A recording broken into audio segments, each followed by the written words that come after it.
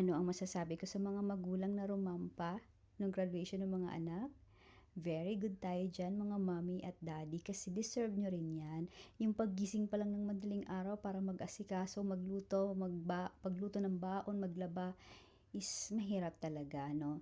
So, congratulations sa mga graduate at sa mga nanay na gumanda lalo. Kung kailan lang talaga lalabas, 'di ba? May mga ganyang sitwasyon lang gumaganda. Ibigay niyo na sa mga nanay. Huwag niyo na silang i-bash na para bang inaagawan yung anak ng kanilang araw. Hindi. Hayaan niya natin sila. At saka tandaan, maiksi lang ang buhay. Iisa lang ang buhay. Dapat yung buhay mo lang pinakikialaman mo, hindi yung buhay niya. Isipin mo yung mga nanay na yan ha, hindi na yan minsan nakakaligo, nagbibihis. Pati ba naman yung araw na gusto nilang, yung araw na yun, dinedicate nila, inayos nila yung damit, nagpariban, ibabash nyo pa, hayaan nyo na.